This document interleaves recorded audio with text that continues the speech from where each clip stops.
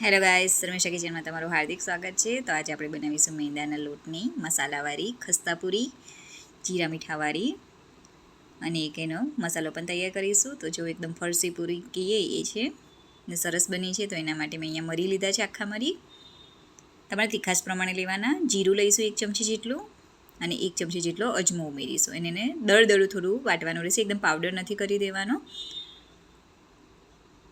હવે આપણે મેંદો લઈશું. મેં અહીંયા 2 થી 3 વાડકી જેટલો મેંદો લીધો છે. તમે તમારી રીતના લેવાનો રહેશે. હવે એમાં જે આપણે દળદળો મસાલો વાટ્યો હતો એ ઉમેરી દઈશું. હવે સ્વાદ પ્રમાણે મીઠું ઉમેરીશું. થોડી હળદર, ચપટી જેટલી હળદર ઉમેરવાની. લાલ મરચું મેં અહીંયા કશ્મીરી લાલ મરચું લીધું છે. તમારે તીખાશ પ્રમાણે તમારી રીતના લેવાનું. હવે ઘી તમારે મોણ જેટલું, એટલે બરાબર બાઇન્ડિંગ આવે ઘીથી જ એ રીતનું તમારે ઘી લેવાનું રહેશે. મેં અહીંયા 5 થી 6 ચમચી જેટલું લીધું હતું. હવે એને આપણે સારી રીતના આ રીતના મિક્સ કરી લેવાનું રહેશે. મસળીને આ રીતના સારી રીતના મિક્સ કરવાનું, તો બધા મસાલા અને લોટ બધું મિક્સ થઈ જાય. જો આ રીતના હાથથી તમારે આ રીતના મસળવાનું રહેશે. મેં પણ ફર્સ્ટ ટાઈમ ટ્રાય કર્યું છે આ રીતના. એનાથી આપણી પૂરી એવી ખૂબ જ ક્રિસ્પી બનશે, એકદમ ખસ્તા બનશે.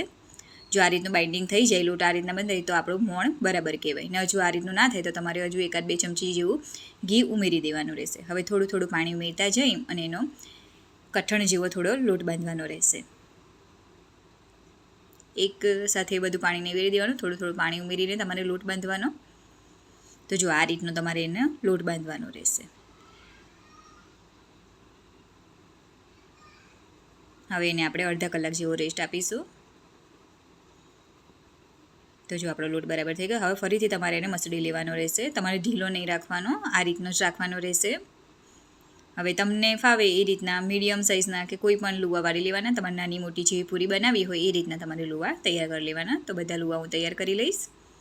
અને હવે આપણે એની પૂરી વણી લઈશું. મીડિયમ ઠીક રહે એ રીતની પૂરી વણવાની રહેશે, બહુ પાતળી કે જાડી નહીં રાખવાની.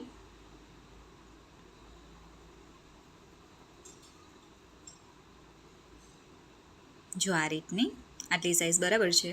તમે તમારી રીતના કરી શકો છો. પછી તો હવે મેં આપણે ફોગ લેવાની, કાંટાવાળી ચમચી એનાથી કરવાની, અથવા તો પછી ચપ્પુથી પણ તમે કરી શકો છો, જેનાથી આપણી પૂરી ફૂલે નહીં પરંતુ એકદમ ક્રિસ્પી એવી થશે. હવે તેલ પહેલેથી તમારે ગરમ કરી રાખવાનું, પછી ગેસ એકદમ સ્લો કરી દેવાનો, અને પછી તમારે પૂરી તળવાની રહેશે. આ રીતના તમારે એને પહેલાં પલટાવવાનું નહીં. મિનિમમ 2 મિનિટ જેવું તમારે આ જ રીતના એને તળાવવા દેવાની રહેશે. જો આ રીતના દબાવીને થોડી તમારે એને તળવાની. એનાથી પૂરી એવી ખૂબ જ ક્રિસ્પી બનશે તમારી. થોડી વાર લાગશે શેકાતા એને તળાતા.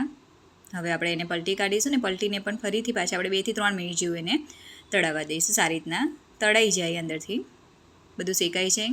તો જો આપણી પૂરી બરાબર થઈ ગઈ છે. મિનિમમ 2 થી 3 મિનિટ જેવું થયું છે એક સાઈડ કરતાં, એટલે 5 મિનિટ જેવું થશે તમને તળતા, કેમ કે મીડિયમ ફ્લેમ પર રાખવાનું છે એટલા માટે.